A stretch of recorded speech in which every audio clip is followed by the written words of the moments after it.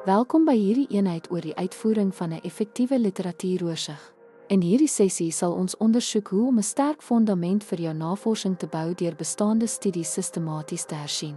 Deur gebruik te maak van leiding uit hoofstukke 8, 10 en 20, sal ons jou deur die proses lei om geloofwaardige bronne te vind, hulle krities te analiseer en die bevindinge in 'n samehangende narratief te verweef wat jou navorsingsprobleem, vraag en doelwitte of hipoteses ondersteun.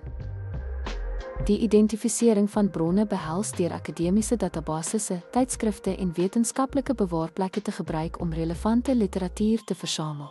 Om gehalte te verseker, moet identifiserende bronne fokus op onlangse, geloofwaardige en direk verwante werke. Byvoorbeeld, identifiserende bronne oor digitale leer kan studies oor pedagogie, leerinstrumente en studentebetrokkenheid van betroubare onderwystydskrifte insluit. Die evaluering van die literatuur vereis krities elke bron se metodes, bevindinge en relevantie vir jou navorsingsprobleem beoordeel. Om die evaluering van die literatuur te verbeter, identifiseer sleuteltendense, teenstrydighede en gapings in die bestaande oeuvre. Byvoorbeeld, die evaluering van die literatuur oor klaskamertegnologie beteken om studies te vergelyk om konsensus en areas wat verdere studie benodig te vind. Sintese kombineer insigte uit verskeie studies om 'n omvattende beeld van die navorsingslandskap te vorm. 'n Goeie sintese toon hoe vorige navorsing jou vraag inlig en jou doelwitte of hipoteses ondersteun. Die bou van 'n samehangende argumentasie beteken om jou oorsig te organiseer vanaf die algemene agtergrond tot die identifisering van navorsingsgapings.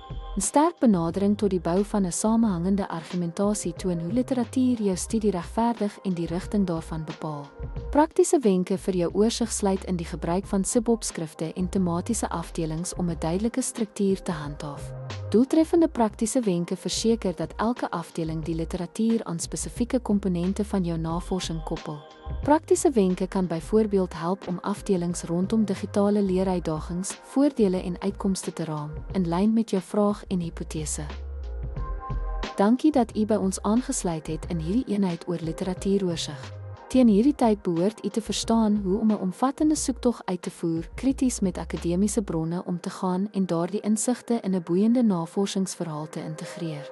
Onthou, 'n goed gestruktureerde literatuuroorsigh versterk nie net u navorsingsfondament nie, maar toon ook duidelik waar u studie in die breër akademiese gesprek pas.